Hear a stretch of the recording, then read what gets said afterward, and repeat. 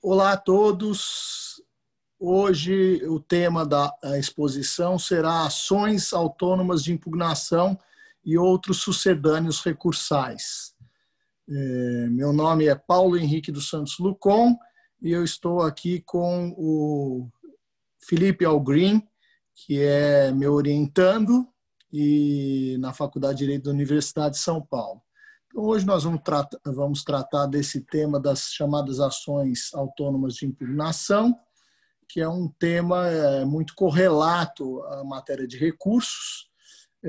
Na verdade, a ação é um poder ou um direito de exigir do Estado uma prestação jurisdicional.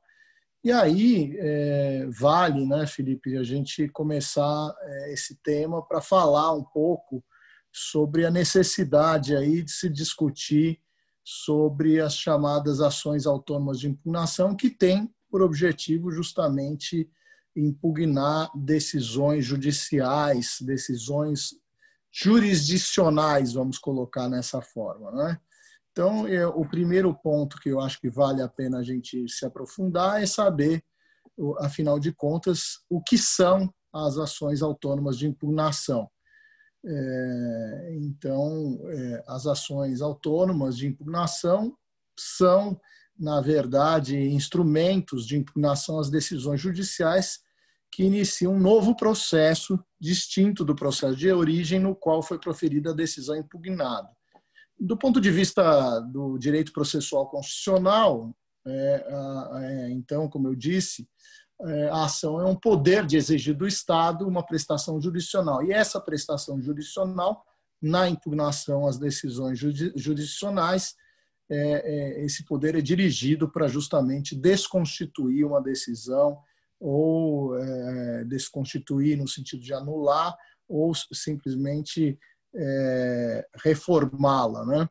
Então, é possível então essa visão. Alguns exemplos claros aí previstos no ordenamento jurídico brasileiro, tanto no CPC quanto em legislação esparsa, são reclamação, o mandado de segurança contra ato jurisdicional, ação rescisória e a querela nullitatis insanabilis, ou ação de querela nullitatis insanabilis. Nós vamos falar um pouco mais para frente sobre esses temas, mas vale a pena aqui a gente suscitar um primeiro debate com o Felipe, né, para discutirmos aqui esses aspectos. Então, Felipe, vamos colocar aqui em diálogo essa primeira pergunta aqui sobre as ações impugnativas autônomas.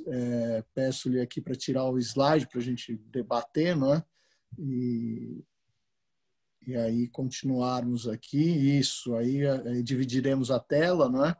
Para que todos possam nos ver, mas a ideia é, quando temos uma ação autônoma de impugnação, nós estamos pensando numa ação que tem partes, que tem demandante e demandado, que há uma causa de pedir, que há um pedido, mas é interessante observar que essas ações de impugnação sempre têm cabimento com um processo, primeiro, já e ainda em andamento, ou que já se extinguiu, e aí, transitado em julgado, há a possibilidade de sua desconstituição. Aqui eu estou me referindo à ação rescisória ou ação de querela nullitatis insanabilis, mas também poderia falar da impugnação ao cumprimento de sentença, que, ao meu ver, também tem essa possibilidade de, em algumas situações, ter esse caráter rescisório, ou os embargos à execução contra a fazenda pública também, a depender da alegação aduzida, né? Então, nós temos essa ideia de ser um poder exercido por um titular em face de uma outra parte contra o Estado para que se obtenha um determinado efeito contra uma decisão judicial, né? Então, vale a pena aqui lembrar que a reclamação tomou um grande impulso com o CPC de 2015. O mandado de segurança contra ato jurisdicional tem sua previsão também em sede até constitucional.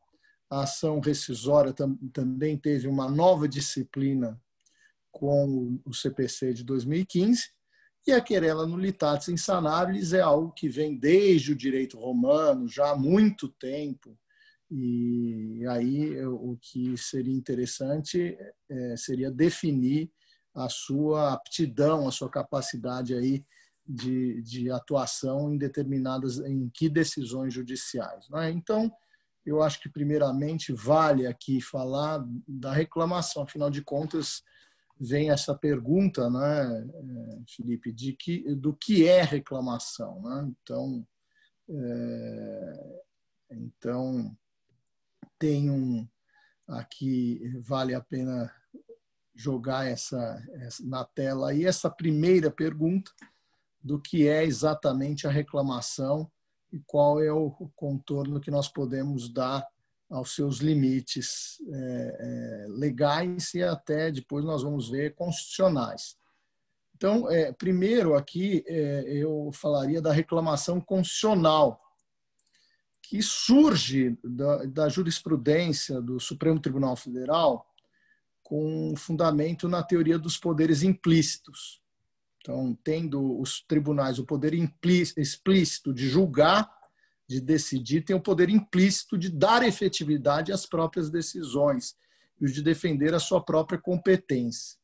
Então, por essas duas vertentes, esses dois prismas, já se verifica aqui qual é o objeto da reclamação. Primeiro, dar efetividade às suas próprias decisões, as decisões dos próprios órgãos jurisdicionais colegiados. O segundo, de defender a sua própria competência, e aqui surge no âmbito do Supremo Tribunal Federal. Então, para exercer esses poderes implícitos, concebeu-se a reclamação constitucional.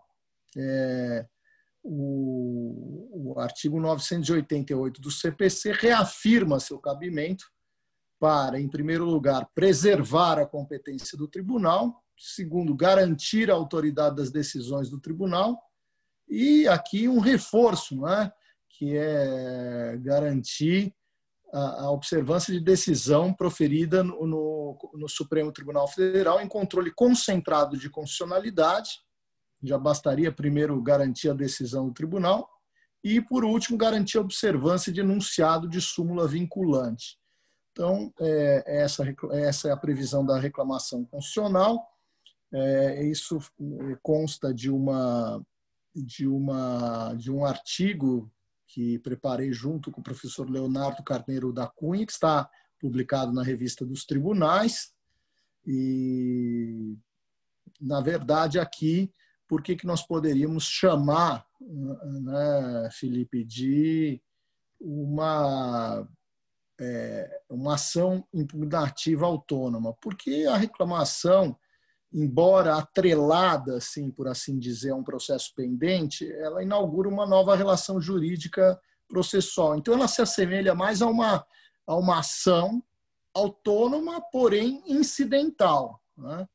Então, não se tem a simplificação e a racionalização da atividade jurisdicional, que resulta no princípio da dialeticidade dos recursos. Não é simplesmente a interposição de um recurso. Se perde o controle dos efeitos da preclusão operados na relação jurídica processual de origem, possibilitando que temas preclusos sejam reexaminados, e aí o caráter impugnativo. Um outro aspecto, uma outra característica marcante é a ausência de efeito suspensivo inerente à reclamação. E aí que pode resultar no trânsito em julgado da decisão de origem, em hipótese em que eventual procedência da reclamação se revestiria de verdadeiro caráter rescisório, sem observância dos específicos pressupostos da ação rescisória. Então, ele tem essa finalidade, a reclamação tem essa finalidade desconstitutiva, não tem o efeito a ausência de um efeito suspensivo, é preciso se pedir um efeito suspensivo, não é, Felipe? É preciso ter esse pedido suspensivo claro, não é? Então, é uma peculiaridade muito importante. E notem que aqui vale a pena a gente dar uma destrinchada nesse aspecto, não é? Que é justamente a ideia de, primeiro, e aí pensar que preservar a competência do tribunal, segundo, garantir a autoridade das decisões do tribunal. Então, isso são objetivos independentes, não é? Então, você pode ter uma reclamação para preservar a competência do tribunal, onde se está apenas discutindo-se a questão da competência, e outra relacionada com a garantia da autoridade das decisões do tribunal. Quando se fala em observância da decisão do Supremo Tribunal Federal em controle concentrado de constitucionalidade, nós estamos falando principalmente da ação direta de inconstitucionalidade, ou até, em algumas situações, ação direta de constitucionalidade. E a garantir a observância de enunciado de súmula vinculante, e aqui está bem claro. Interessante, né, Felipe, aqui nós pensarmos, né, aqui para o debate, essa questão atinente aí ao cabimento da reclamação, se é só esse o cabimento da reclamação, né? E aí vem essa ideia de se a reclamação pode ser manejada para o controle da observância de precedentes. Então, veja que aqui tem duas vertentes, eu diria até existe uma terceira vertente que eu vou colocar aqui, mas vamos ver essas duas que são as principais, que estão assim bem claras dentro da lei e também da jurisprudência nacional, que primeiro, sim, para garantir a observância de um enunciado de súmula vinculante e de decisão do Supremo Tribunal Federal em controle concentrado de constitucionalidade, artigo 988, inciso 3, bem como acórdão proferido em incidente de resolução de demandas repetitivas ou incidente de assunção de competência em consonância com o artigo 988, inciso 4 do CPC. Então, veja lá, que a lei estabelece essa possibilidade. Aí vocês vão perguntar o seguinte, poderiam perguntar, professor, e no âmbito de um recurso extraordinário, não é? Que hoje em dia o recurso extraordinário tem um efeito prospectivo. Eu poderia dizer que poderia pensar num cabimento de reclamação? O que você acha aí, Felipe? O que você acha disso? Vale a pena aqui botar essa discussão? Professor, eu acho que as hipóteses elas estão expressas nos primeiros incisos aí do artigo 988. Eu acho que a reclamação não caberia necessariamente, na verdade, de acordo com o inciso 2, na verdade, né, professor? Ele diz que caberá reclamação para garantir a autoridade das decisões dos tribunais. Então, à primeira vista, qualquer decisão proferida pelos tribunais seria um objeto de controle por meio de reclamação. É interessante se colocar isso, né? Porque o Supremo Tribunal Federal tem conferido, tem decidido em reclamações, inclusive concedido liminarmente, né, com um efeito aí de se atribuir primeiro a casos, então aceitando reclamação em caso de recurso extraordinário, e até eu já vi conceder assim reclamação quando se contraria, por exemplo, em ação rescisória fundada em outros órgãos jurisdicionais, quando há violação à Constituição, e a ação rescisória é baseada em um enunciado do Supremo Tribunal Federal em matéria de repercussão geral, onde não teve ainda o julgamento. Então, um enunciado pendente ainda de julgamento. Então, o que a gente nota é que no Supremo Tribunal Federal vem se dando uma força para as reclamações. Mas e no STJ, né? Então, como é que fica no STJ? Então, vale a pena aqui nós lembrarmos de um acórdão que se tornou célebre numa reclamação. E aí entra esse contraponto que o Felipe colocou, que é o 9882, que ele fala, bom, então cabe reclamação de tudo, né, em todas as circunstâncias. Então, segundo o acórdão proferido na reclamação 36476 de São Paulo, da Corte Especial do STJ, de relatoria da ministra Fátima Nancy Andrighi, não cabe reclamação para garantir a observância de decisões proferidas em recursos especiais ou extraordinários repetitivos. Veja, esse foi o entendimento do STJ. O receio do STJ era justamente que houvesse uma verdadeira enxurrada de reclamações. Então, vamos imaginar a seguinte situação, né? E vamos colocar em discussão aqui. Pode tirar o slide, Felipe, por favor. Então, vale a pena aqui a gente colocar aqui essa discussão, que é saber, puxa, mas o Superior Tribunal de Justiça decidiu em recurso especial repetitivo, né? E aí temos um determinado caso concreto de um juiz que está descumprindo essa determinação. Em outro caso, caberia reclamação ao STJ, então poderia fazer uma reclamação per salto. Então, veja, é uma ação impugnativa autônoma, então o que eu estou dizendo aqui, que seria uma ação impugnativa autônoma a partir de um precedente formado, um precedente de acordo com o STJ, um precedente obrigatório. Caberia reclamação? O STJ disse, não cabe reclamação, você não pode fazer em outro caso. Ele disse também, se a gente entrar a fundo neste acórdão, ele disse que cabe sim no mesmo caso concreto. Então, vale dizer, então, aí já caberia aquela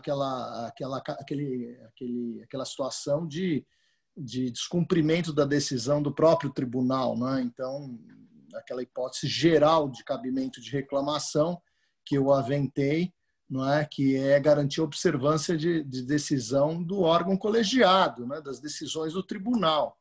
Então, aqui seria o que o STJ disse nesse julgamento que eu estou falando, é o cabimento da reclamação nessa hipótese, para o caso concreto. Então, vamos lá, formou-se um precedente qualificado num recurso especial repetitivo. No mesmo caso, o magistrado de primeiro grau, por exemplo, descumpre essa decisão. E aí o STJ diz, aqui cabe reclamação.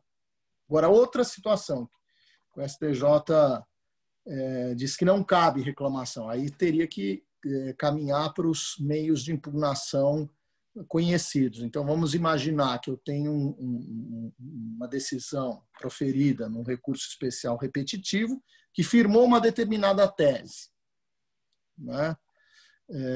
Essa tese, portanto, essa tese aqui tem que ser observada por todos os órgãos jurisdicionais. Os tribunais observarão as decisões proferidas em recurso especial repetitivo. Tolitor questio aqui. Mas, vamos lá, num outro caso, então, um magistrado de primeiro grau descumpre a decisão. O que pode fazer a parte? A parte pode impetrar uma reclamação contra o ato deste juiz de primeiro grau. Então, veja, decisão de primeiro grau, reclamação no STJ. A decisão do STJ, nesse caso, nessa reclamação relatada pela ministra Nancy Andrighi, diz que não cabe. Ou seja, como faríamos então nesse caso? Eu tenho uma decisão interlocutória, professor. Bom, você teria que interpor o agravo de instrumento para depois, então, se eventualmente o tribunal não prover tal agravo, caberá, então, recurso especial. Então, eu tenho que percorrer tudo isso, todo esse caminho. E essa decisão foi extremamente criticada porque se retirou a força do precedente, mas a jurisprudência se formou com essa ideia de que o tribunal ficou um pouco assustado de ter uma enxurrada de reclamações. Então, o objetivo foi esse, nada além disso, não é, Felipe? Então, essa é a ideia. Ao mesmo tempo, não é, eu já tive um caso interessante no Supremo Tribunal Federal, e aí eu fui sustentar oralmente, e o ministro Alexandre de Moraes havia dado uma liminar, uma reclamação, para se dar efeito, veja só, efeito rescisório, numa rescisória, na qual se alegava um tema que ainda não havia sido decidido em recurso, em repercussão geral. Veja só, repercussão geral pendente, o tema, então, havendo uma afetação, e o ministro Alexandre de Moraes deu a rescisória. Eu interpus agravo dessa decisão. No agravo, eu fiz sustentação oral. Cabe agravo nessa situação peculiar aí no Supremo Tribunal Federal. E a ministra Rosa Weber pediu vista, uma vista sucessiva.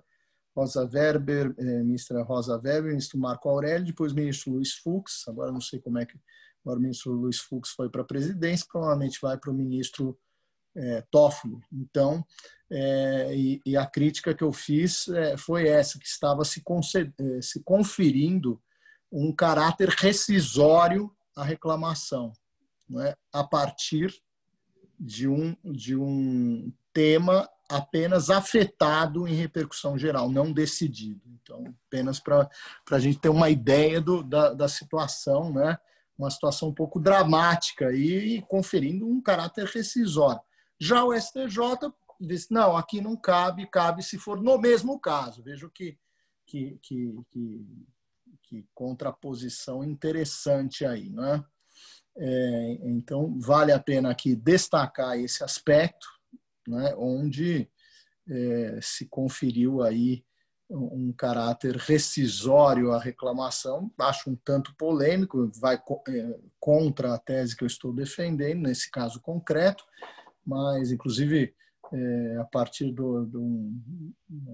foi um ex-aluno aí do pós, que já tirou um doutorado, que veio me contratar nesse caso, assim, né, que é bem complexo, e aí esse caso ainda está em andamento, né, mas me assustou um pouco a posição do ministro Alexandre de Moraes em relação a se conferir esse caráter rescisório. Para ele, ele reputou como possível. E ali houve um pequeno debate dizendo, olha, precisamos analisar, porque não ficou definido. Então, a impressão que eu fiquei aqui é falar, poxa, eu acho que agora eles querem esperar o enunciado e aí ter a decisão para poder, então, julgar prejudicada a decisão. Então, tá meio em andamento essa situação, uma situação um pouco complicada. E bate um pouco na segurança jurídica, não é? Que aqui se confere um caráter rescisório a reclamação. Então, nós temos aqui uma ação impugnativa autônoma que não tem, eu diria que não tem nenhum um caráter recursal, tem um caráter rescisório mesmo de desconstituição da decisão. Vale a pena também a gente lembrar aqui, já pedindo aqui o slide para o Felipe, não sei se o Felipe quer fazer alguma observação aqui, Felipe, sobre esse tema aí da reclamação. Acho que a gente pode destacar aqui, professor, o artigo 988, parágrafo 5º, inciso 2, né, que diz que é inadmissível a reclamação proposta para garantir a observância de acórdão de recurso extraordinário, com repercussão geral reconhecida, ou de acórdão proferido em julgamento de recurso extraordinário especial repetitivo, quando não esgotadas as instâncias ordinárias. Né? Então, aqui... É interessante isso. O CPC ele faz uma menção expressa à inadmissibilidade da reclamação em casos de recurso extraordinário especial repetitivo ou recurso extraordinário com repercussão geral. E aí... que aqui seria o caráter recursal. Engraçado que esse caso aqui a repercussão geral havia sido reconhecida, né? Havia sido feita a afetação, mas não havia decisão ainda a respeito, né? Então, com uma vedação expressa do CPC a esse respeito, né?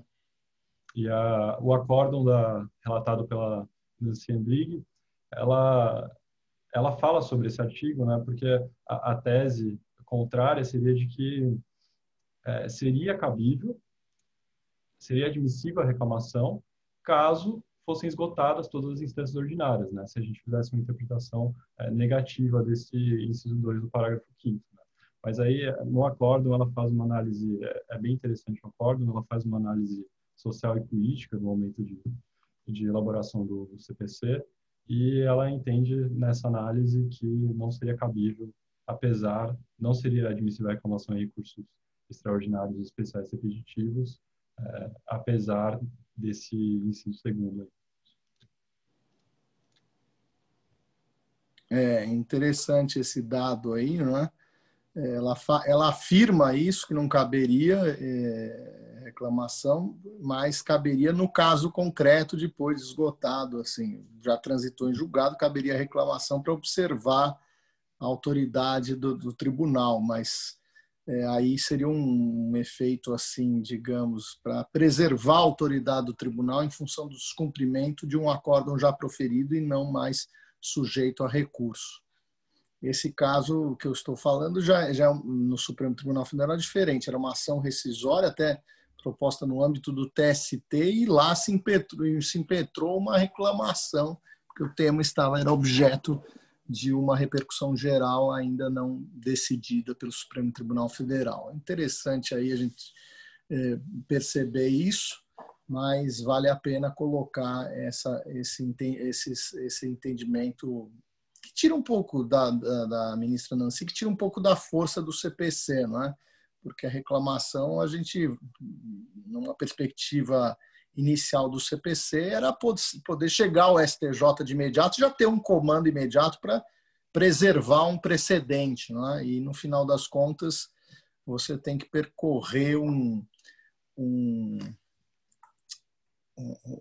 todo o caminho recursal da decisão, né? Então, quer dizer, porque não é no caso concreto, é em outro caso. Então, veja que coisa, que interessante isso. A maioria diverge, né, desse a maioria critica esse acordo. Eu mesmo já critiquei em algumas palestras, até no STJ em palestra, critiquei essa posição. Já escrevi isso, né, que essa alteração legislativa, antigamente estava clara a reclamação, ficou um pouco na dúvida, e ficou essa dúvida se caberia ou não reclamação, o fato que tirou muita força desses precedentes obrigatórios do CPC em relação ao recurso especial repetitivo. Ficou uma situação um tanto inusitada no CPC, na medida em que se tirou aquela força dos precedentes, que você não tem como garantir a observância do precedente junto ao órgão que proferiu o precedente. E o receio foi justamente que o STJ ficasse inundado de reclamações. Então, ficou uma situação extremamente paradoxal, sobretudo porque a decisão se espelhou nessa preocupação do número de reclamações que poderiam chegar ao Superior Tribunal de Justiça. Então, eu diria assim, para fazer uma paródia aquele acórdão da própria ministra Nancy Andrighi, que fala de taxatividade mitigada do agravo de instrumento, eu fazendo uma utilização, um jogo de palavras aqui, eu diria que há uma vinculação mitigada, né? Porque, quer dizer, é mitigada por quê? Porque você tem que recorrer, você vai ter que recorrer até o fim. Então, digamos aqui, aquele observarão do artigo 927, que os tribunais observarão, não é? As decisões proferidas em processos repetitivos, fica extremamente mitigada na medida que você tem que percorrer os graus de jurisdição. Eu acho que fazendo uma paródia, assim, em função daquela expressão que acabou se sagrando na interpretação do rol do 1015, das hipóteses de cabimento do agravo, e chegou ao STJ uma questão relativa à competência que não estava lá, e a ministra Nancy Andrighi, em outro acórdão, evidentemente, disse, olha, aqui é uma taxatividade mitigada. E agora eu, fazendo aqui esse trocadilho aqui, eu tenho uma vinculação mitigada, né? Porque eu tenho que percorrer os graus de jurisdição. Mas eu acho que vale a pena aqui a gente, né, Felipe, avançar para a nossa próxima tela aqui, né, que é, afinal de contas, o que é mandado de segurança, que é outro remédio aqui, outra ação impugnativa autônoma. E aqui, evidentemente, que como nós estamos falando de ações impugnativas autônomas, nós temos em mente aqui o mandado de segurança contra ato judicial, não é? E o mandado de segurança está inserido na Constituição Federal, no artigo 5º, está inserido também nessa ideia de proteção às liberdades públicas, não é? Então, remédio constitucional, tem expressões aí análogas, remédio heróico, não é? Então, o mandado de segurança já é algo antigo no sistema brasileiro, uma lei de 1951, depois foi alterada, né, em 2009, que é a lei que ora está vigendo, e o mandado de segurança, então, tem essa previsão constitucional, Constituição Federal de 1988, lembrando que já tinha isso, numa lei de 51, há estudos aqui, é sempre importante a gente fazer algumas referências bibliográficas, não é?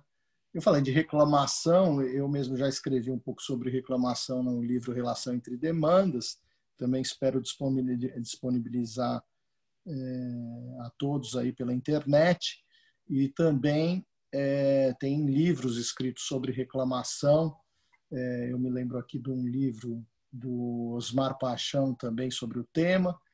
Agora, quando se pensa em mandado de segurança, vocês vão encontrar clássicos aqui, como, por exemplo, Alfredo Buzaide, que foi professor lá na Faculdade de Direito da USP, tem livro específico sobre mandado de segurança. E antes mesmo da Constituição Federal de 1988, é um livro antigo, e aí vocês vão encontrar alguns livros também. Celso Agrícola Barbi também escreveu sobre o tema. O próprio professor José Rogério Cruz de Tutti escreveu sobre o mandado de segurança coletivo. Depois há um livro póstumo de Alfredo Buzaide, que não terminou, Considerações sobre o mandado de segurança coletivo. Vocês vão encontrar algumas obras sobre o tema.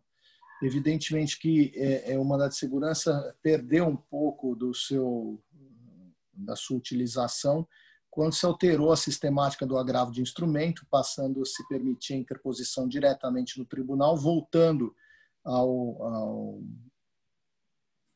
aquilo que já acontecia nas ordenações, quando o agravo de estormento era interposto diretamente no tribunal. Antes, o agravo de instrumento, antes de 1995, era interposto no próprio primeiro grau de jurisdição, e aí o que a parte fazia para se conseguir um efeito suspensivo, impetrava o mandado de segurança, não é? Então, para aqueles que advogaram antes de 95, sabem e conhecem essa situação de se conferir um efeito suspensivo. Importante aqui lembrar o texto da Constituição Federal, prevista no artigo 5º, e inciso 69, que dispõe que conceder-se-á mandado de segurança para proteger direito líquido e certo, não amparado por habeas corpus ou habeas data, quando o responsável pela ilegalidade ou abuso de poder for a autoridade pública ou agente, pessoa jurídica, no exercício de atribuições do poder público. Então, aí, pergunto aqui, Felipe, o que é direito líquido e certo? Não é? Então, essa é uma pergunta que sempre se faz, não é? O que é direito líquido e certo no âmbito do mandado de segurança, né? Então, vale a pena aqui a gente pensar um pouquinho, né? O direito líquido certo, professor, tem aqui uma definição do ministro Luiz Fux, que diz que seria um direito evidente prima facie, né? Dispensaria dilação probatória para comprovar esse direito.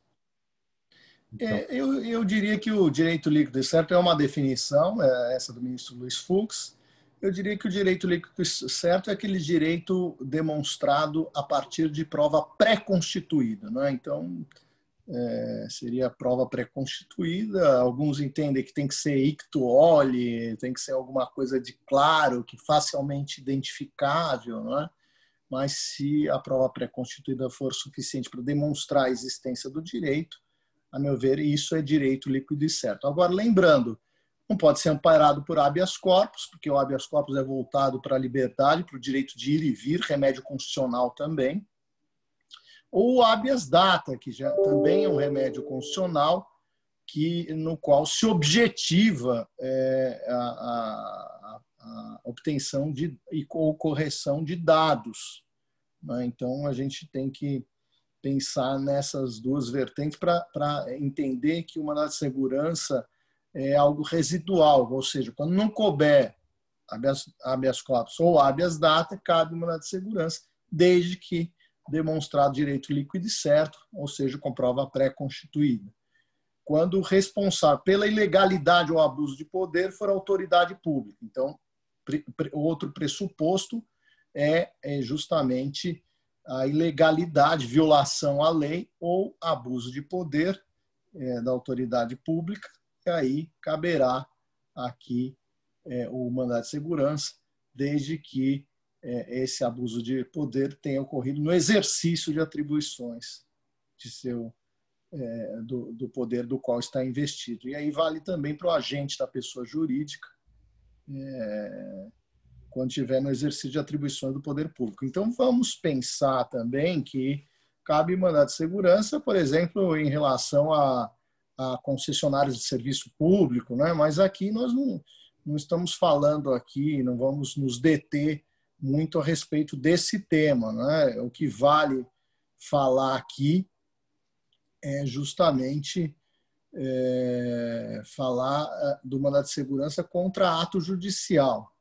É importante aqui também lembrar o meu colega Carlos Alberto Salles, professor, que diz num estudo que a exigência constitucional do direito líquido e certo deve ser compreendida a partir de dois requisitos a serem verificados no caso concreto: a inexistência de medida ordinária, ação ou recurso prevista na legislação processual e capaz de dar uma resposta adequada e eficaz para a pretensão da parte, e a existência de risco de lesão irreparável ou de difícil reparação. Então, são dois pressupostos. Então, está bem claro aqui. Cabe alguma ação ou recurso? Então, não tem lugar o mandado de segurança. Por que eu estava falando da sistemática anterior do agravo? Porque lá no agravo se interpunha o agravo em primeiro grau e para se ter o efeito suspensivo não adiantava. Até formar o instrumento, lembra, estou falando de antes, em 95, tinha xerox, né? Cópias reprográficas. E aí, para se ter o efeito suspensivo, não dava jeito. Aí tinha que impetrar uma segurança no tribunal para se conferir o efeito suspensivo ao agravo. Com a nova sistemática do agravo, que é interposto diretamente no tribunal e se pode obter um efeito suspensivo ou ativo, perdeu todo o sentido aí se pensar num mandado de segurança contra ato judicial quando tem recurso cabível. Então, se tiver recurso cabível ou tiver uma ação outra impugnativa, não tem sentido pensarmos no mandado de segurança contra ato judicial, que faz com que deixe claramente aqui uma hipótese residual de agravo de instrumento. E aí houve essa discussão, né, relembrando aqui, do mandado de segurança nas hipóteses em que não cabia agravo de instrumento, logo no comecinho da vigência do CPC de 2015. Então, era alguma hipótese, uma parte que não estava lá contida, então parte impetrava mandado de segurança. E muitos mandados de segurança deixaram de ser julgados aí, dizendo, olha, aqui caberia agravo de instrumento. Então, isso é o pior lugar para se discutir processo, é no processo. E aí muitas pessoas perderam aí a possibilidade de ter uma alteração de uma decisão judicial desfavorável. Mas é fato que fica essa dúvida. Bom, nas hipóteses em que não estão previstas no CPC, eu poderia aceitar o mandado de segurança? Parece-me que desde dentro que observado o prazo recursal do agravo, né, poderíamos cogitar da aplicação da fungibilidade recursal. Então, aí teremos essa possibilidade. Mas sempre lembrando, tem que ter uma lesão de difícil ou impossível reparação. Tem que ter um perigo aqui muito, muito claro, cristalino, imediato, né? Então, vale fazer referência a isso. Então, tem uma súmula já antiga lá do Supremo Tribunal Federal, a súmula 267, que não cabe mandado de segurança contrato judicial passível de recurso ou correição parcial.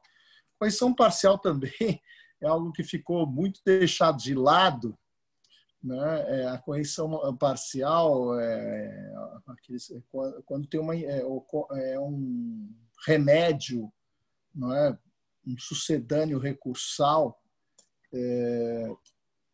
que tem cabimento quando houver inversão tumultuária do processo. Então, quando havia inversão procedimental do processo, algum erro de ordem de devido processo legal, poder-se-ia cogitar da correição parcial, da chamada correição parcial, que funcionava, apenas por curiosidade aqui, porque desde a alteração da sistemática do agravo, não vi mais correição, mas era um remédio que funcionava de maneira equivalente ao mandado de segurança, mas a jurisprudência já tinha consolidado algumas hipóteses de cabimento de correição. Então, se sagrou essa súmula bem antiga do Supremo Tribunal Federal do não cabimento do mandado de segurança quando tivesse cabimento da correição. E a correição, quem dizia quando cabia, era justamente a jurisprudência. Então, quando havia inversão de tumultuária,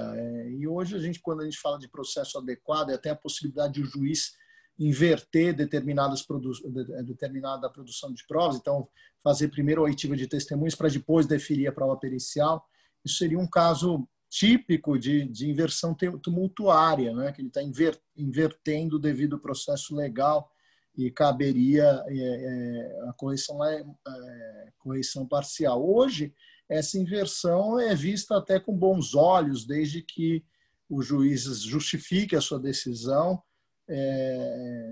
motivando a sua decisão com esta inversão, e essa inversão é possível por expressa disposição legal constante do artigo 139 do CPC, então não há de se falar em correição. Até gostaria de fazer uma pergunta para o Felipe aqui, que é mais jovem, né, Felipe? Você já viu alguma correição parcial? Nunca vi, professor. Nunca viu. Então, esse é um exemplo claro de que a correição parcial está quase morta, assim. Mas era uma ação impugnativa autônoma, não é? Então, que a gente tinha ali, que hoje não se vê. Hoje se fala em processo adequado, e no processo adequado, de acordo com as particularidades do direito material, se admite até o juiz, por decisão fundamentada, inverter produção de provas, e aí isso nunca mais vi correição parcial. E aí também tem uma outra súmula, veja, que é uma sequência da súmula 267, que é a súmula 268, que diz que não cabe mandado de segurança contra decisão judicial com trânsito em julgado. Então, vejo que aqui, mais uma vez, não cabe mandado de segurança com efeito rescisório, não há de se cogitar, né, Felipe, de mandado de segurança com efeito rescisório. Você também jamais viu também um mandado de segurança com essa finalidade de se desconstituir uma decisão transitada em julgado. Mesmo lá atrás também não se admitia, não é? Como se pudéssemos cogitar de uma nova rescisória por meio do mandamos, não é? Que seria assim, absolutamente inviável. Não é? E aqui, ainda em relação ao mandado de segurança contra ato judicial, a gente vê que as hipóteses são muito, muito, muito residuais, né?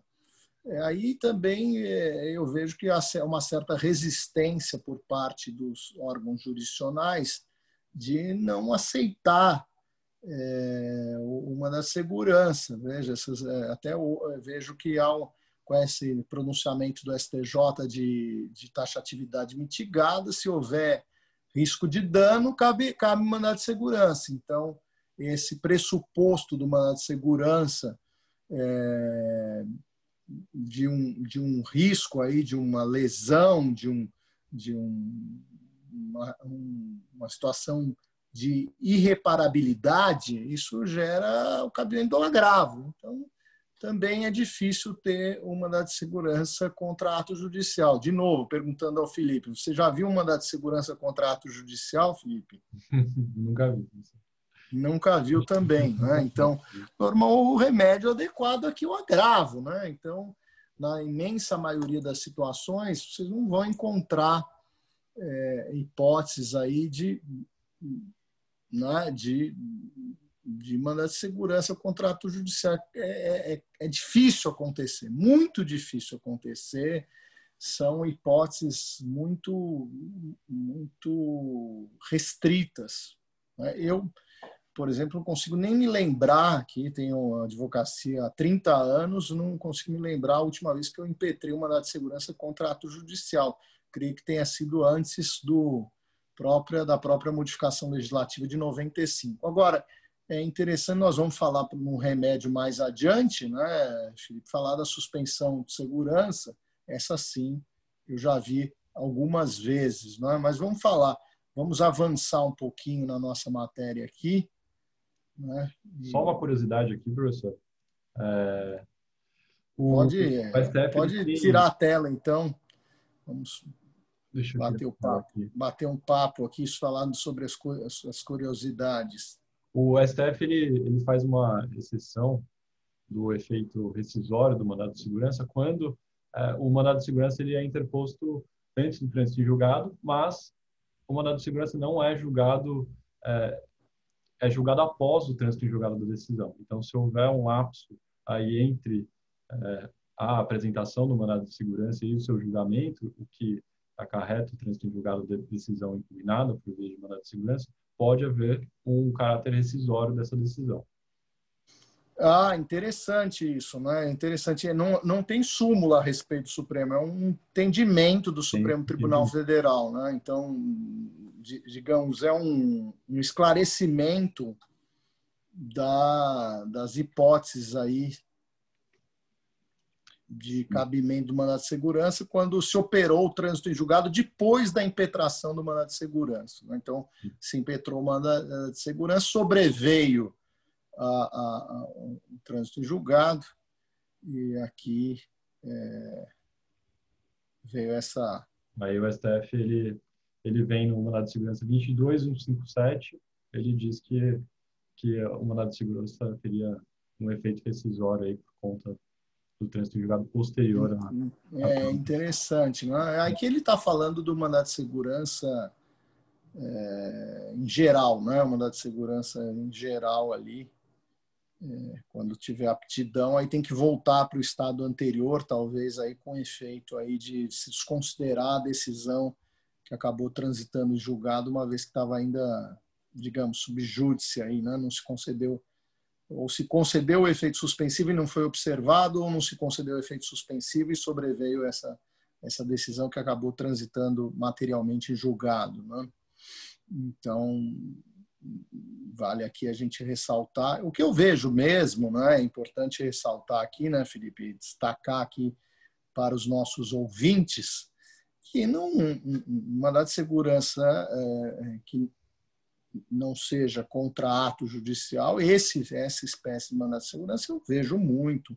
Então, decisão, mandado de segurança contra ato de autoridade, ato de agência reguladora, não é? Isso é absolutamente comum, corriqueiro, não é? Ato de alguma autoridade da Receita Federal, isso tudo a gente já sabe que existe e é corriqueiro na advocacia. mas quando eu falo de mandado de segurança contra ato judicial, já é algo mais difícil do que o mandado de segurança em si contra outras autoridades, e autoridades até por delegação, né? Por exemplo, nas hipóteses de concessão de serviços públicos, e aí há de se cogitar da possibilidade de impetração do mandamus. Então, vale fazer esse esclarecimento aqui e pontuar. Importante também a gente falar sobre ação rescisória, e falando de ação rescisória, eu sempre gosto de mencionar aqui o livro do professor José Carlos Barbosa Moreira, Comentários ao Código de Processo Civil, escrito sob a égide do CPC de 73, mas é um clássico livro, vale a pena a consulta. Tem muitos escritos, a professora Tereza Arruda Alvim também tem alguns escritos sobre rescisória, alguns livros também já publicados. Tem a tese de livre docência do professor Iarcho também sobre ação rescisória. Vocês vão encontrar vários livros também sobre o tema. Eu mesmo tenho alguns livros aqui clássicos sobre ação rescisória, mas com essa indicação bibliográfica eu acredito que vocês poderão ter um conhecimento vertical. E por falar no professor José Carlos Barbosa Moreira, chama-se, segundo a sua definição, chama-se rescisória a ação por meio da qual se pede a desconstituição de sentença trânsita em julgado, com eventual rejulgamento a seguir da matéria nela julgada. Então, o pressuposto aqui é o trânsito em julgado, é a coisa julgada material, então eu preciso que tenha uma sentença de mérito. Quando se fala desconstituição, se está falando dos efeitos da decisão, a eficácia programada da decisão, que é sempre a desconstituição ou a constituição negativa da decisão trânsita em julgado, que acho que a terminologia correta até melhor do que transitado em julgado, com eventual rejulgamento. Quando se fala em rescisória, tem o chamado juízo rescindente,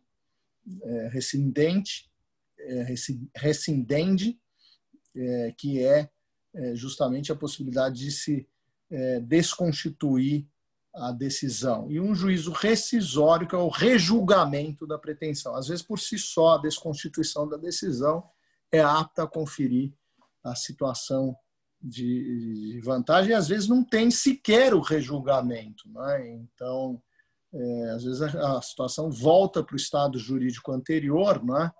E volta para tudo para o começo, né? Então vamos imaginar a sentença proferida por um juiz corrupto. Então a desconstituir a decisão volta para o estado anterior, né? E não há de se falar em rejulgamento. Agora, se pensarmos em violação à norma jurídica, para utilizar a expressão do CPC de 2015, aí vale a pena, aí temos aí o rejulgamento, né? Então o artigo 966 relaciona, cuidado com esse verbo aqui, elenca, não existe na terceira pessoa do singular, aqui um pequeno equívoco aqui, mas relaciona as hipóteses taxativas de cabimento da ação rescisória. Razão pela qual, né, se fala que a ação rescisória é uma ação típica, porque a sua tipificação está na lei, e, portanto, só naquelas hipóteses constantes daqueles incisos do artigo 966. Então, vale a pena a gente passar aqui e verificar quais são as hipóteses aqui da ação rescisória. Tem uma questão polêmica do prazo da rescisória, mas vamos falar um pouquinho das hipóteses aqui, tirar um pouco a tela, né?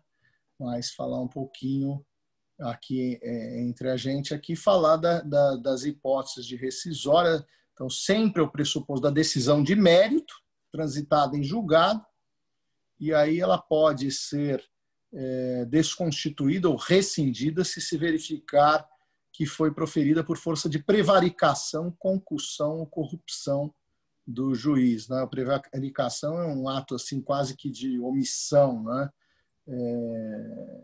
a concussão ou corrupção caminham praticamente juntas aí, não é? E depois a hipótese do inciso 2 for proferida por juiz impedido ou juízo absolutamente incompetente. O inciso 3 fala do dolo ou coação da parte vencedora em detrimento da parte vencida, ou ainda de simulação ou colusão entre as partes a fim de fraudar a lei. Ou seja, as partes combinaram o processo simulado, e aí a ideia foi fraudar a lei para lesar terceiro, que seria uma rescisória do terceiro, porque a colusão parte do pressuposto de uma ideia de bilateralidade aqui, não é? E a simulação também. E aí entra um dado, não é, interessante para se saber quando se inicia o prazo para rescisória nesses casos, não é? Fala do trânsito em julgado, mas a parte não soube, né? Ficou sabendo do trânsito em julgado depois, mas de qualquer maneira temos essa questão aqui delicada, né? A parte esperou passar o prazo e depois entrou com a execução, e a parte não teve condição de desconstituir a decisão. E como é que fica essa questão do prazo? Ofender a coisa julgada, então aí tem uma coisa julgada e aí houve ofensa, tem que prestigiar a primeira coisa julgada, né? Então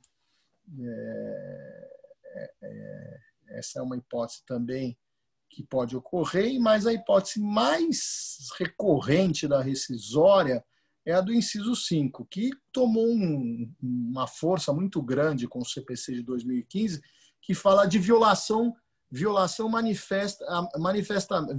manifestamente norma jurídica. Violação manifesta norma jurídica. Então, o que é norma jurídica? Antes falava violar literal disposição de lei no CPC de 73. Norma jurídica é muito mais amplo que lei, né? Então, norma jurídica, eu daria uma abertura muito maior à rescisória. É engraçado que, nesses tempos de celeridade, o que o Código fez foi dar uma abertura, a meu ver, maior da rescisória, em que pese haja ainda uma tendência de os tribunais serem um pouco refratários, bem refratários à rescisória. Então, dando uma interpretação mais restritiva ainda, principalmente porque a rescisória é ajuizada no próprio tribunal que proferiu a decisão transitada em julgado. Então, normalmente há uma dificuldade aí inerente aí ao órgão jurisdicional que proferiu, porque você está desconstituindo no fim do dia a decisão que foi proferida no próprio órgão jurisdicional. Aqui tem a questão também da falsidade de prova, que é o inciso 6, for fundada em prova cuja falsidade tenha sido apurada em processo criminal ou venha a ser demonstrada na própria ação rescisória. Então, tem que ter aqui um documento que foi declarado como falso no processo criminal, ou ainda na própria cognição da rescisória. Mas tem que lembrar o seguinte, é óbvio aqui, né, Felipe, tem que ser um documento essencial capaz de modificar o teor da decisão. Não há de se falar aqui em qualquer documento, tem que ser uma falsidade que tenha o condão de modificar o teor da decisão, uma vez tendo sido ela reconhecida.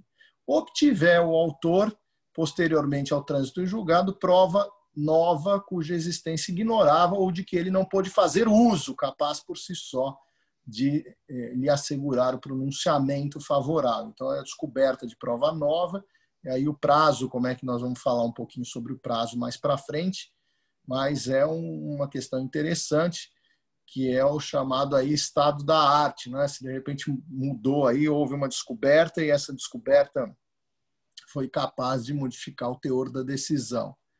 Ou for fundada em erro de fato verificável do exame dos autos, atenção, tem que examinar os autos, e aí esse erro de fato, que é a hipótese do inciso 8, a decisão rescindenda tem que admitir um fato inexistente ou quando considerar inexistente um fato efetivamente ocorrido, sendo evidentemente indispensável em ambos os casos que o fato não represente ponto controvertido sobre o qual o juiz deveria ter se pronunciado. Quer dizer, se houve debate em torno da existência ou não do fato, não cabe rescisória. Agora, se o juiz, na sua decisão, o tribunal, considerou um fato existente que era inexistente, né, ou vice-versa, aí, e isso não foi submetido à cognição, evidentemente que aqui tem o cabimento aqui da hipótese de erro de fato. E aqui, veja, teve também uma abertura muito grande no CPC de se permitir a rescisória naquelas hipóteses que, embora não seja de mérito, aquelas falsas sentenças de mérito, ela impeça a nova propositura de demanda. Então, considerou parte legítima, não pode propor. Então, aquelas situações um pouco tênues aí, onde foram decididas questões de mérito irrelevantes. Ou ainda quando se fala de admissibilidade do recurso correspondente, então vai ser quase que uma rescisória procedimental, né? E, evidentemente, que quanto mais capítulos de mérito tiver a decisão, nós vamos, para cada capítulo, pode-se propor, pode-se ajuizar uma rescisória, né? Então, assim como nos recursos aí, o recurso é uma unirrecorribilidade, mas a ação rescisória você pode propor várias rescisórias com base em diversos capítulos transitados em julgado.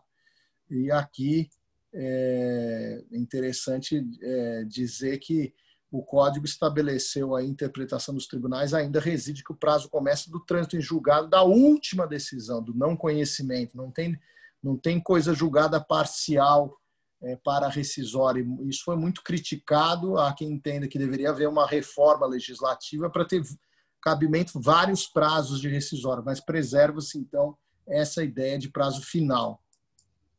Então, vale a pena aqui a gente tratar dessa questão aí relativa à rescisória. E aí tem o problema da rescisória contra precedente, né? Que aí vale a pena a gente dar uma olhada aí com mais vagar, né, Felipe, jogar aqui para a tela e sempre aqui violar manifesta norma jurídica, né, e cabe, de fato, ação rescisória com fundamento no inciso 5, violação de norma jurídica, contra a decisão baseada em enunciado de súmula ou acórdão proferido em julgamento de casos repetitivos que não tenha considerado a existência de distinção entre a questão discutida no processo e o padrão decisório que lhe deu fundamento. Então, aquela situação ali que, digamos, aplicou o precedente, não era o caso de aplicar o precedente, né? Então, vale a pena aqui esboçar essa questão da distinção, né? Foi feita uma distinção lá na frente e depois se observou que isso não foi feito, esse cuidado não foi feito no processo. Então, o prazo para exercício da rescisão vale a pena que a gente esmiuçar um pouquinho, né? Ao prazo decadencial de 2 anos a partir do trânsito em julgado, a última decisão proferida no processo. Então, vamos imaginar, está lá em agravo de decisão denegatória de recurso extraordinário, lá na frente. Então, eu posso ajuizar uma rescisória, Felipe, fazendo uma pergunta aí, de uma decisão que tenha afastado, uma decisão interlocutória, que tenha afastado a prescrição. O que você acha? Então, qual será o prazo? Então, o sujeito está lá, primeiro grau de jurisdição, eles deu um saneador lá e falou aqui, olha, aqui não há de se cogitar de prescrição, afasto a prescrição e defiro a realização de provas. E ali, essa decisão é uma decisão de mérito, não é? Então, como é que fica o prazo para a rescisória? Professor, segundo o CPC, ele é bem claro, né? Seria mesmo da última decisão proferida no processo. Então, essa discussão que nós estávamos falando, né, Felipe? Que é essa temática. Vamos imaginar, lá em 1996, o juiz proferiu uma decisão interlocutória e afastou a alegação de prescrição. O trânsito em julgado ocorreu em 2019. Rescisória começou agora, né? Tá dentro do prazo, né? Tá dentro do prazo, tá até 2021, né? Então, temos 2 anos aí. Outra questão aí também relativo ao controle de precedentes em ação rescisória, que, segundo o caput, inciso 5, parágrafo 5º, a decisão de mérito transitada em julgado pode ser rescindida quando, 5, violar manifestamente norma jurídica, e aí o parágrafo 5º diz: cabe ação rescisória com fundamento no inciso 5 do caput desse artigo contra a decisão baseada em enunciado de súmula ou acórdão proferido em julgamento de casos repetitivos que não tenhas considerado a existência de distinção entre a questão discutida no processo e o padrão decisório que lhe deu fundamento. Então, qual é o termo acó aqui, Felipe? Então, como é que você coloca isso daqui, né? Como é que você pensa aqui no prazo, né? O prazo é da decisão aqui do caso repetitivo, o termo acó. Como é que eu faço isso aqui, né? Como é que fica essa situação? O que você acha? Professor, eu entendi que o prazo seria a partir do último recurso contra a decisão que desconsiderou a súmula ou o acórdão proferido em julgamento de recurso repetitivo. Mas e se o acórdão repetitivo surgiu depois? Vamos imaginar o seguinte cenário, né? Você teve uma decisão que transitou em julgado em 2000 e... Vamos falar do código aqui, já em vigência, em vigor, né? 2000 decisão transitou em julgado em 2016. O precedente surgiu em 2019. Eu poderia interpor a rescisória, propor a rescisória? Eu entendo que não, professor. Você entende que não, que já passou o prazo. O precedente teria que ser anterior a... O precedente teria que ser anterior. Mas gera essa confusão, não gera essa confusão aí? Quer dizer, como é que fica aqui o Supremo, né? Então, tem esse dispositivo do prazo decadencial de 2 anos a partir do trânsito em julgado da última decisão proferida no processo, repete a ideia mais ou menos que estava na súmula 401 do STJ, que dizia que o prazo decadencial da ação rescisória só se inicia quando for cabível qualquer recurso do último pronunciamento jurisdicional. Então, havia essa discussão com relação à decisão que não conhecia do recurso, né? E aí ela tem efeitos ex tunc que retroagem até o momento do fato determinante para a inadmissibilidade do recurso. Então, veja que a solução foi para que o prazo decadencial contasse a partir da última decisão, a não ser que, por exemplo, tenha havido intempestividade do recurso, né? Então, vamos imaginar a seguinte hipótese aqui, vale lembrar bem, né? Essa possibilidade de cogitar da rescisória, mas aí tem o limite da intempestividade. O sujeito interpôs o recurso da apelação fora do prazo, né? Como é que fica aqui? Aí ficou discutindo se foi ou não foi intempestivo, aí depois de 10 anos o STJ discute aí que decide imperativamente que a intempestividade se deu lá atrás. Aí já perdeu o prazo para rescisória, não é mesmo, Felipe? Então, vai contar lá do início, né? E aí tem a questão de julgamento parcial do mérito, né? Então, que aí tem alguns doutrinadores e acham, né, defende que seria da decisão parcial, né, de mérito, né? Mas isso foge do espírito do código. Seria aquela hipótese que eu falei da prescrição, né? Então, que a gente refutou aqui, não é? Então, o que prevalece é sempre a última decisão, a não ser, né, naquela hipótese de não conhecimento por intempestividade. Agora, e na prova nova, qual que é o prazo, hein, Felipe? Qual que seria o prazo na obtenção de prova nova? A gente tem 2 exceções aqui, né, professor? Vale a pena resgatar, falar dessas 2 exceções. Primeiro, prova nova. Surgiu a prova nova. A partir de quando? Caso tenha surgido a prova nova, prorroga-se Aqui a gente tem a exceção do artigo 975, parágrafo 1º. Parágrafo 2º. Parágrafo 2º. Que, se fundado em prova nova, a ação rescisória do inciso 7, o termo inicial do prazo será a data da descoberta da prova nova, observado o prazo máximo de 5 anos, contado do trânsito em julgado da última decisão proferida no processo. Então, dá um prazo de 5 anos, né? A prova nova tem que surgir nesses 5 anos, né? E aí, a partir... É isso, né? É essa decisão, quer dizer, a prova nova tem que surgir durante os 5 anos, é isso ou 5 anos a partir da prova nova? Do trânsito em julgado. Teria que ser a partir de 5 anos do... Contaria-se o prazo decadencial a partir do momento de descoberta da prova nova, caso ela tenha sido realizada nesses 5 anos. Então, a gente poderia aqui ter o prazo de 5 mais 2. Né? É isso, né? A leitura é essa, né? E a gente tem outra exceção aqui. E é o problema do problema do terceiro, né? Simulação ou colusão das partes, que eu mencionei.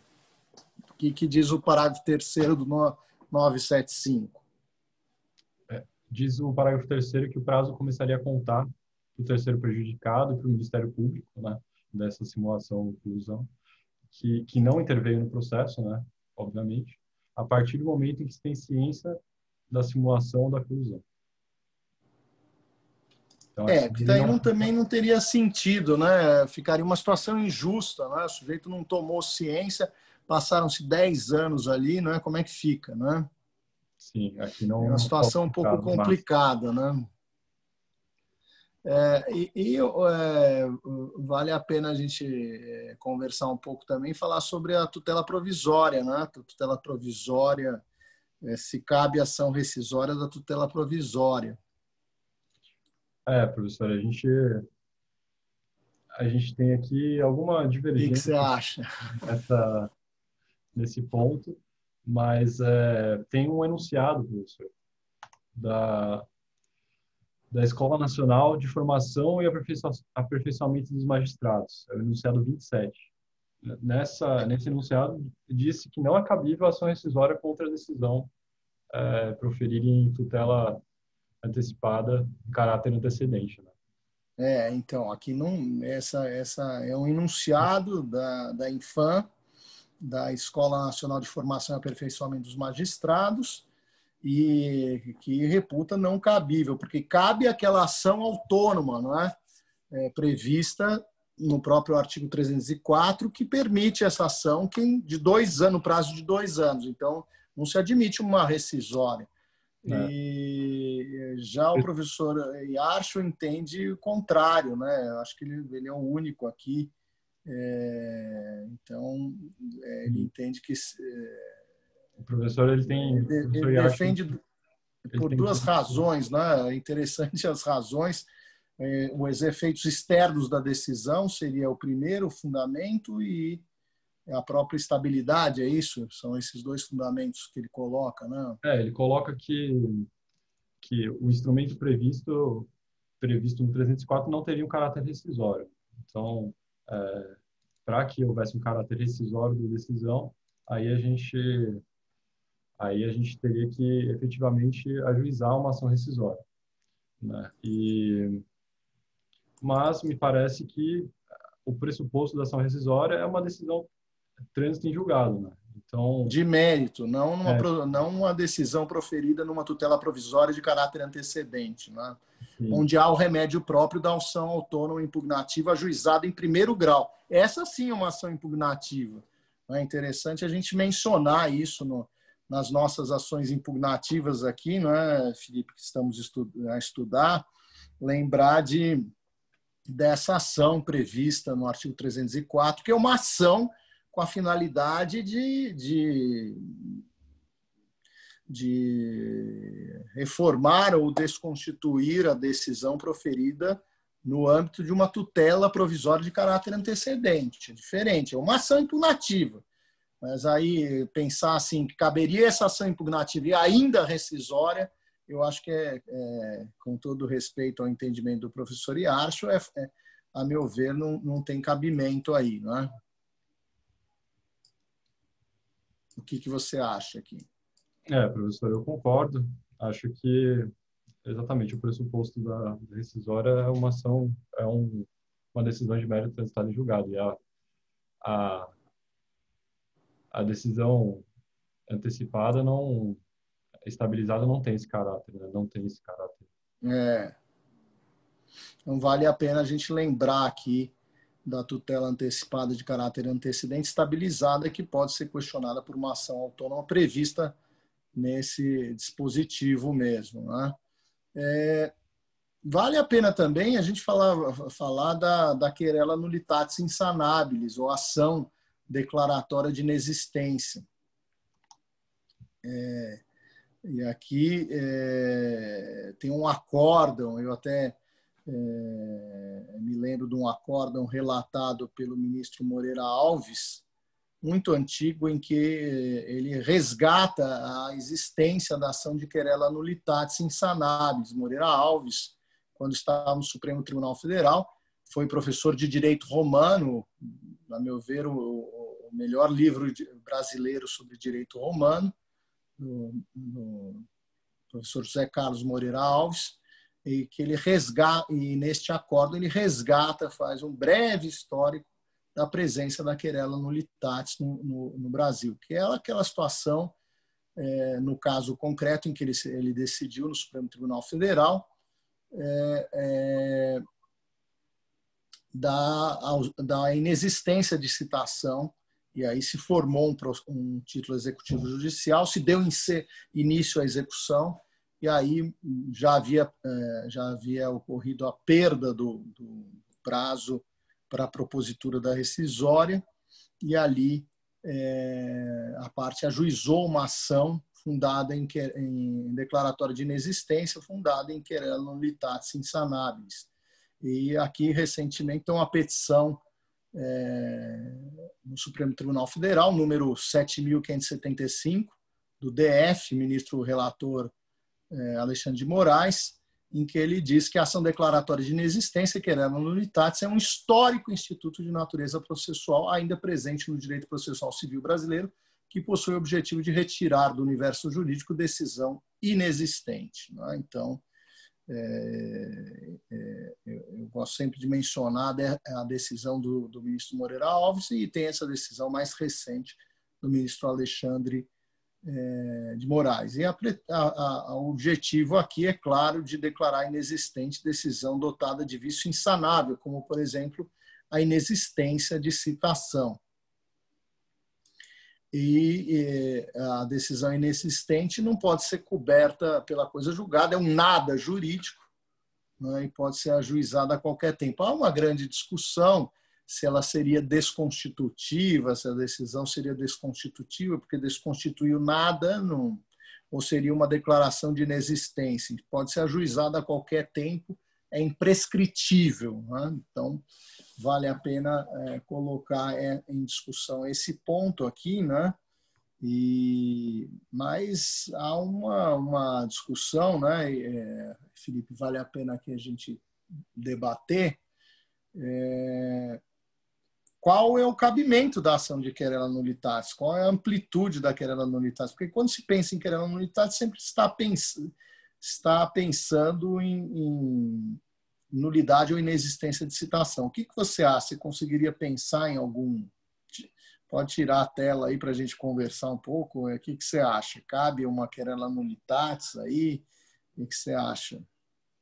Caberia, professor, por exemplo, com outra causa de pedir que não é inexistência de citação, nulidade. Se eu falo em nulidade, é desconstitutiva, né? sem dúvida. Não é?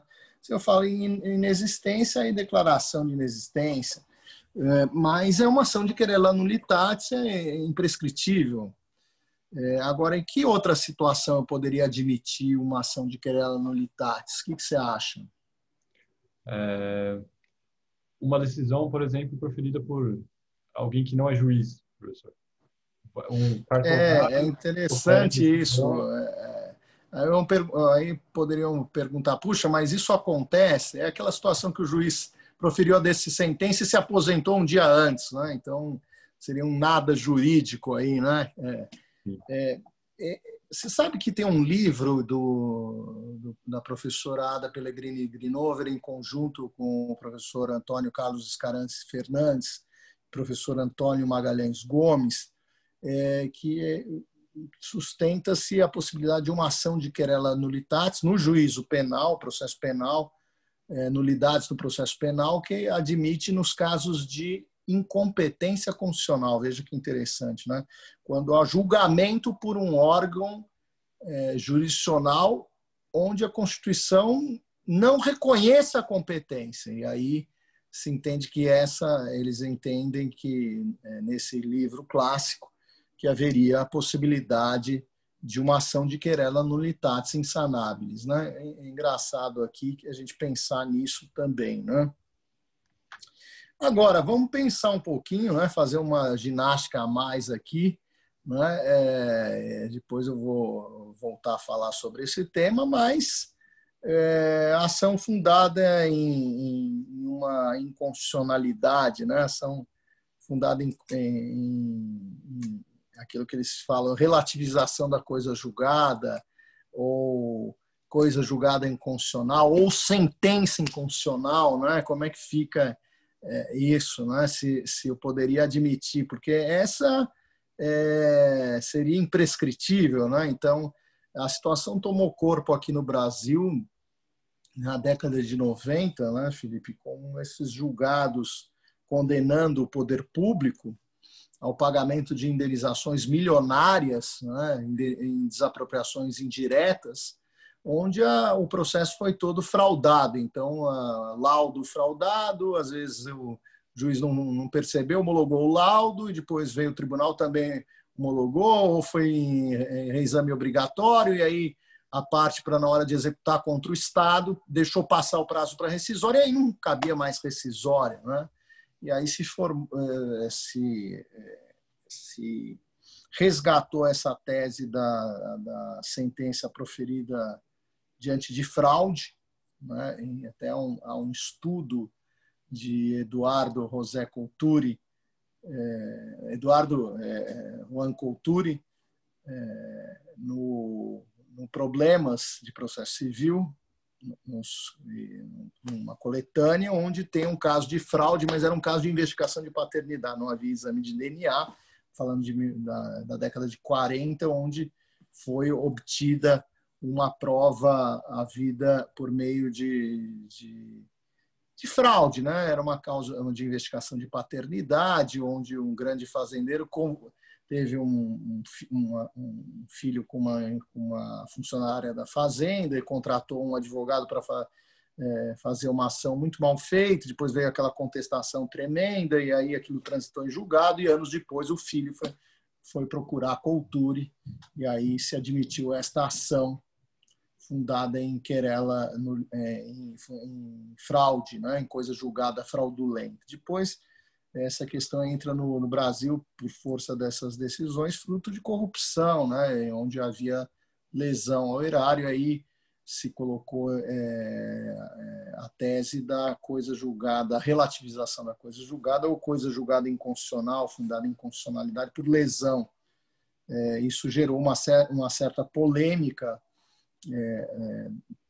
na doutrina nacional, mas é uma ação impugnativa, né? Não deixa de ser uma ação impugnativa que tem que ser lembrada aqui. Alguns também já colocaram até essa ideia de ação de querela nulitatis insanabilis também nesses casos aí de relativização da coisa julgada, que é uma expressão que eu não gosto muito, porque não se relativiza a coisa julgada. Coisa julgada é um atributo, é um predicado que adere à decisão e, na verdade, torna imutável se nos socorrermos da expressão de Liebman, seria a imutabilidade dos efeitos, ou Barbosa Moreira, imutabilidade do conteúdo. Mas é uma ação fundada numa inconstitucionalidade, né, que tem uma causa de pedir, numa inconstitucionalidade constante de uma sentença transitada em julgado. Não é a coisa julgada que é inconstitucional, nem tampouco se relativiza a coisa julgada. Não é? Então, esse dado aqui vale a pena explicar.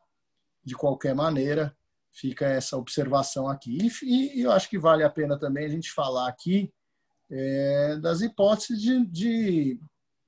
de impugnação ou cumprimento de sentença, né? Também vale a pena aqui um aprofundamento, e aqui vamos colocar a tela aqui, né? Que é a possibilidade de impugnação ou cumprimento de sentença, e quando tiver no cumprimento de sentença, o cumprimento pode ocorrer depois do trânsito em julgado, não é, Felipe? E aqui a impugnação alega que eu tenho por mim que o caráter de ação, não é defesa, então o executado pode aduzir a falta ou nulidade de citação. Essa impugnação veio a substituir os embargos à execução contra ato judicial de título executivo embargos à execução fundado em título executivo judicial, né? Então, a falta ou nulidade de citação, se na fase de conhecimento o processo correu a revelia, que é a hipótese constante do artigo 525, parágrafo 1º, inciso 1. E tem que lembrar também, né, Felipe, da hipótese dos embargos à execução contra a Fazenda Pública, que também prevê a mesma situação de se alegar uma situação de querela nulitatis insanabilis aqui, né? Então, perdeu o prazo para impugnação, pode promover uma ação autônoma? Pode. Então, dada essa imprescritibilidade reconhecida até no Supremo Tribunal Federal, né? Então, aí a gente entra também num outro tema importante, né, e vale a pena aqui a gente esmiuçar, que é a chamada coisa julgada inconstitucional, né, que aqui, digamos, é a sentença portadora de uma inconstitucionalidade, vamos dizer. E aqui eu estou falando da hipótese da inexequibilidade do título executivo ou da obrigação em decorrência da superveniência de decisão proferida no Supremo Tribunal Federal. Então, vale a pena aqui fazer a menção ao artigo 525, parágrafo 1º e parágrafo 1º, inciso 3 e parágrafo 12 do CPC, que estabelece aqui, em certa medida, também uma hipótese de impugnação. E aí resta saber se o sujeito perdeu o prazo da impugnação. Aqui também teríamos essa possibilidade, né, Felipe? Quando a gente pensa em nulidade ou inexistência de citação ou sentença inconstitucional obtida mediante fraude, como essa hipótese, a gente pensa em prescritibilidade. Agora, quando eu estou nessa hipótese aqui de decisão superveniente do Supremo Tribunal Federal, então está dito aqui, transcorrido o prazo previsto no artigo 523 sem o pagamento voluntário, aquele prazo para que se dá o pagamento de 15 dias, inicia-se o prazo de 15 dias para que o executado, independente da penhora, prazo de 3 dias, desculpe, inicia-se o prazo de 15 dias para que o executado, independentemente de penhora ou nova intimação, apresente nos próprios autos sua impugnação. Então, 15 dias aqui, a partir do prazo previsto no 523. Então, na impugnação, o executado poderá alegar 3, inexequibilidade do título executivo ou inexigibilidade da obrigação. E aí vem a explicação, que a inexigibilidade da obrigação é um termo muito amplo, né?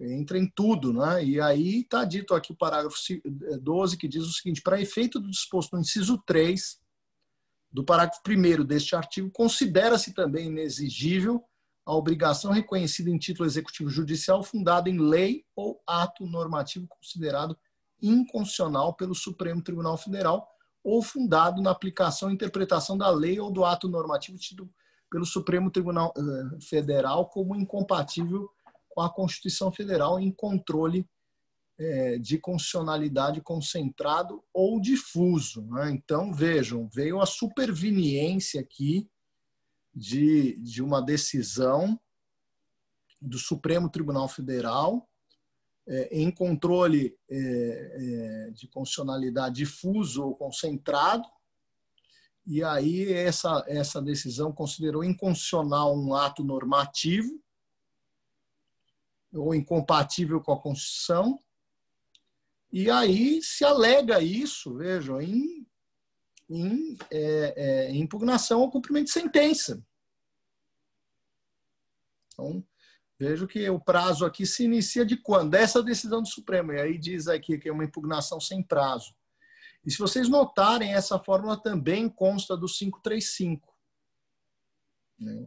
A gente não tem uma tela específica, mas olhem o 535, vocês também encontrarão nos embargos à execução contra a Fazenda Pública também a mesma hipótese, né, Felipe? Vale a pena aqui mencionar a mesma hipótese. Né? É isso mesmo, professor. No artigo Então, 535, inciso 6º, parágrafo 5º. Inciso 6º, parágrafo 5º, a mesma ideia constante aí do parágrafo 12 do 525. Né? Mesma coisa, mesma ideia. Né? Então, aqui vale a pena relembrar. Agora, vamos falar aqui de um tema polêmico, e aqui eu peço ressalvas aqui, o que são sucedâneos recursais. Né? Veja, não é que exista aqui um pedido de reconsideração, mas consegue alterar a decisão. Né?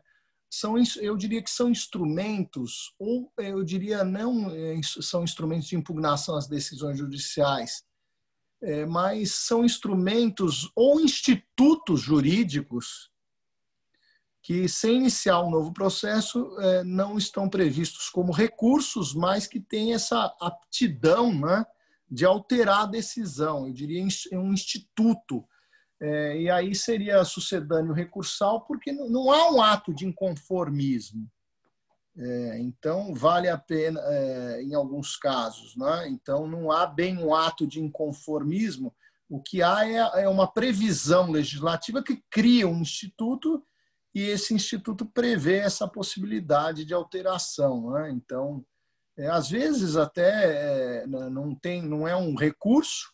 Então, o que eu posso dizer? Não é um recurso, mas comparativamente ao recurso, porque tem um efeito, a aptidão de alterar a decisão, não é mesmo, Felipe? E aí os exemplos valem ser referidos: a remessa necessária, pedido de reconsideração e a suspensão liminar ou suspensão de segurança.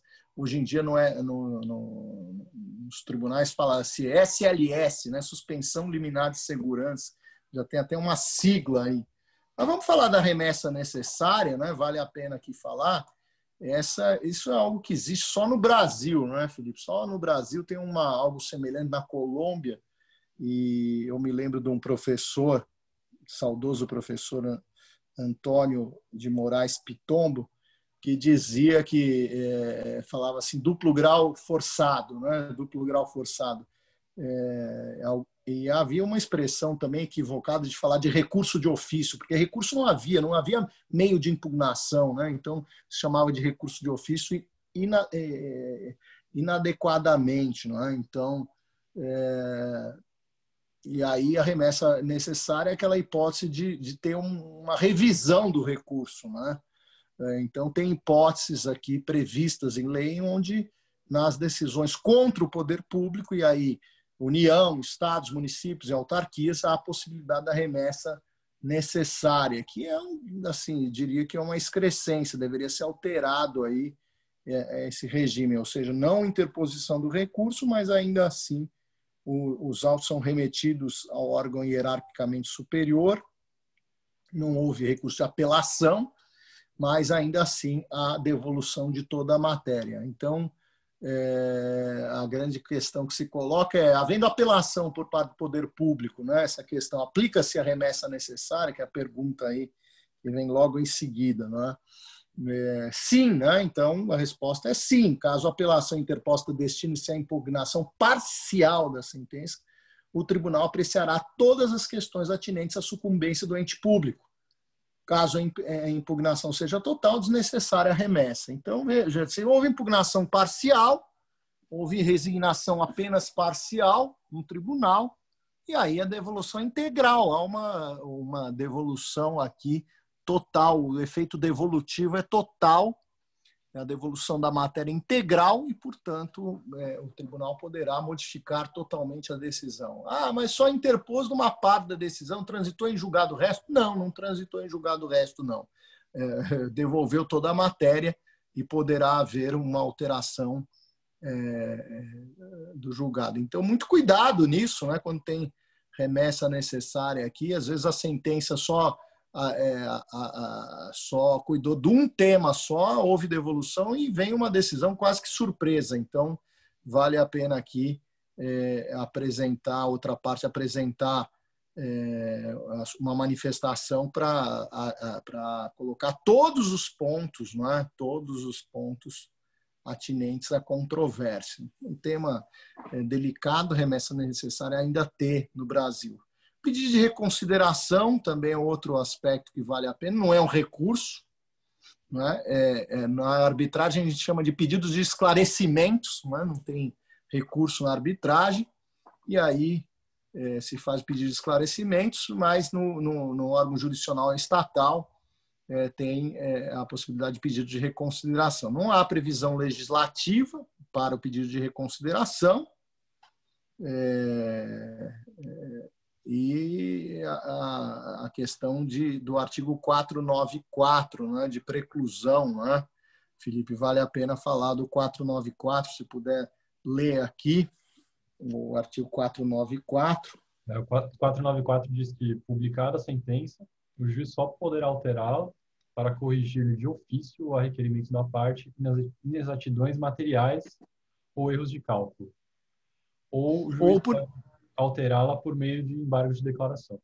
Exatamente. Veja que não tem que ter erro material aqui, né? Exatidão material para ter a possibilidade de alteração. Mas tem essa reconsideração. O problema é que a reconsideração acarreta aí, pode se passar o prazo para o recurso, para os embargos de declaração ou para o recurso, para outro recurso como agravo de instrumento, a chamada preclusão, né? E dependendo do teor da decisão, a chamada preclusão pro iudicato. Preclusão é um fenômeno unicamente processual, é a perda de uma faculdade ou de um ônus processual. Quando eu falo em preclusão pro iudicato, é uma preclusão com força de coisa julgada. Aqui é um estudo de Garbagnati, Eduardo Garbagnati, de 1947, ele era professor da Católica de Milão, da PUC de Milão, e ele fez um estudo a respeito do processo monitório e do despejo por falta de pagamento, quando não havia, por exemplo, a apresentação de oposição e formava-se título executivo judicial, e aí ele dizia que ali haveria uma preclusão com força de coisa julgada. O que acontece hoje no nosso sistema já está muito claro na parte de monitório que tem coisa julgada mesmo. Antes do CPC de 2015 havia uma dúvida, não é? Se realmente fazia coisa julgada material, e agora com o CPC de 2015 dúvida não há, né? Então se pôs uma pá de cal em relação a esse tema, né? Então não há dúvida aqui, vale a pena aqui estudar preclusão pro iudicato. Tem alguns escritos sobre o tema aqui, realmente precisa resgatar aqui, mas certamente na tese de doutorado, eficácia das decisões e execução provisória, tem um tema sobre execução pro iudicato, fazendo referência a esse estudo de Garbagnati. E aí vale a pena também a gente adentrar no tema aqui da suspensão liminar, né? Então, a suspensão liminar já está prevista, né, na Lei de Mandado de Segurança, no artigo 15, e aqui a nova Lei de Mandado de Segurança, a 12.016 de 2009, e no artigo 4º da Lei 8.347 de 1997. Então, é a possibilidade de se impetrar a suspensão liminar ou a suspensão de segurança, que é um remédio excepcional, utilizado e impetrado na presidência dos tribunais, quando há um risco para a saúde, para a economia, para as finanças públicas. Há uma previsão expressa na lei, no artigo 15, e E aí é essa possibilidade aqui de impetração da suspensão liminar. Hoje no STJ, se vocês quiserem consultar a jurisprudência, e jurisprudência aqui, as decisões proferidas pela presidência do STJ, vocês vão ver SLS, né? Então, suspensão liminar de segurança, que eles chamam, né? Então, isso é muito comum. E houve recentemente, né, uma suspensão de segurança que a União Federal impetrou essa SLS contra o jornal em função de uma decisão obtida pelo jornal Estado de São Paulo. O Estado de São Paulo, a exibição de exames de Covid do presidente da República. Então, houve um pedido de suspensão dirigido ao STJ. Aqui o Estado impetrou, né, após indeferimento do pedido de suspensão pelo presidente do Tribunal Regional Federal da Terceira Região. Então, foi rejeitada, o Estado impetrou, né? Então, é engraçado essa abertura que eles estão dando à SLS, mas aqui eu acho que não caberia nem legitimidade do Estado de São Paulo ajuizar, impetrar essa suspensão de segurança. Normalmente é um órgão público ou um órgão por delegação, às vezes uma agência reguladora. Tem algumas hipóteses aí, quando há atividades delegadas. Eu não examinei a fundo esse caso, mas quem impetrou a segurança aqui, professor, foi a própria União, porque o juiz de primeiro grau, ele deferiu a tutela antecipada. Então foi deferiu em primeiro grau, depois a União entrou com um pedido de suspensão na presidência do TRF. Na presidência do TRF. Então tá certo. Então retifico aqui, que eu acho que eu não tinha entendido corretamente. Então, retificando, então aí tá certo, sem dúvida nenhuma, a suspensão de liminar foi impetrada pela União Federal, pela Advocacia Geral da União, pela Advocacia da União, e aí se deferiu esse pedido de suspensão. Então, vejo que o sistema brasileiro, né, Felipe, aqui, para a gente encerrar aqui o nosso bate-papo, né, e aí agradecendo a presença do Felipe, né? Obrigado, professor. Obrigado pela oportunidade. Apenas para fechar aqui, né? A gente conversar um pouquinho para o fechamento, pode tirar a tela aqui para a gente conversar, mas simplesmente deixar claro que existem inúmeras opções de impugnação às decisões judiciais no sistema brasileiro, né? Essas ações impugnativas autônomas e essas impugnações que não são recursos, não é? Que são sucedâneos recursais, como a gente viu, porque tem uma aptidão de alterar o teor da decisão, mas não tem um ato de resignação. Muito cuidado nisso quando se fala em reexame necessário, duplo grau forçado, não tem peça processual, né? Foi feito esse esclarecimento: quando há recurso especial, a matéria devolvida é integral. Acho que vale a pena, então, aqui a gente conseguiu dar uma visão bem geral aí sobre o tema, né, Felipe, com várias perspectivas aí. E aqui vai só o nosso desejo aqui, né, para encerrar, de bons estudos aqui. Vale a pena aqui dedicar a todos os nossos estudiosos de processo civil essa mensagem aqui dos bons estudos, e aqui com a foto aqui dos livros do professor Lucon e alguns livros que eu acabei coordenando e participando também como coautor.